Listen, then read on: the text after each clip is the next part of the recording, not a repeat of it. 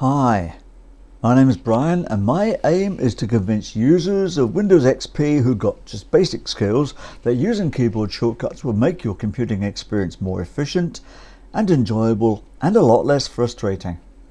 Now, this is the first video in this series and I'll try to keep all of them down to only 5 minutes long.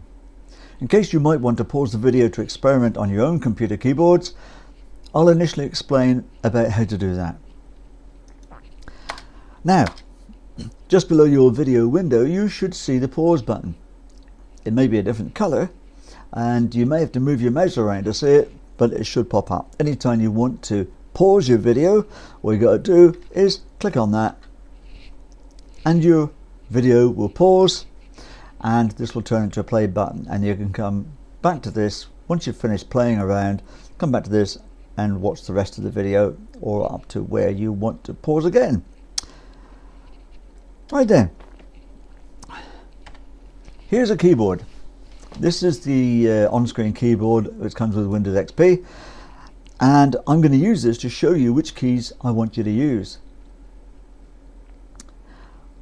We are going to use the window key here. There's another one on the other side, but I want you to use the right hand one here, and if you hold your finger on that key and then go over to your letter R and hit that once, what happens now is the run dialog box will appear. Now I'm just moving this up here so that you can see it a bit better, and regardless of what is in this open dialog or open text box here, don't click into it.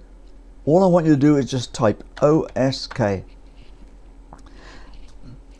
Now we're going to operate the OK button, but not with the mouse. See, it's got a blue border around it. That means that you can use the return key on your keyboard. Now, most of you know where the return key is, but just in case, the return key is here just below the backspace. Now, this one says enter.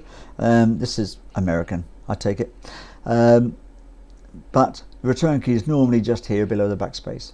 There's another enter key over here which relates more to the number pad.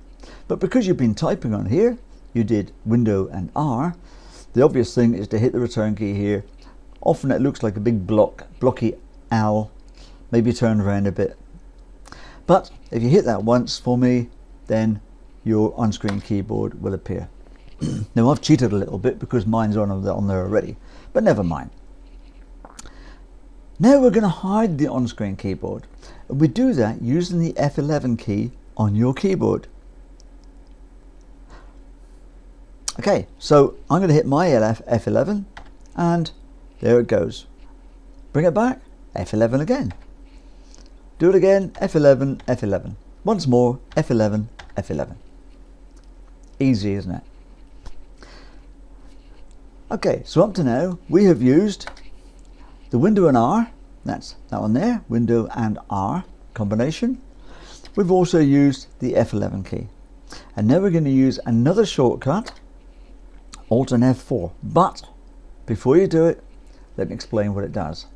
The Alt and F4 will allow us to close this little window, but you have to have it as the active window. In other words, this bar up here must be bright blue to make sure this is the active window. Once you've done that, hold the Alt key down and hit F4. But notice with me, I've got to click that first again and then hold Alt and then hit F4. And it's gone. Now we're going to bring it back up again using the Window and R combination, Window and R. We don't need to type in there again because it's already in there. We just hit return. There it is. Click once on the title bar again to close it. We're going to do Alt and R. Sorry, Alt and F4. And then we're going to bring it up again, Window and R again, return. If you forget to click on here, then what may happen is when you do Alt and F4 combination, you might try and close down the computer. In which case, don't panic. Don't use your mouse to click cancel. All you got to do is use your keyboard. This key here, escape. Top left of your keyboard, you hit that once and that clears that. Now all we're going to do now is a final click on here, Alt and F4, and that's us finished. Bye.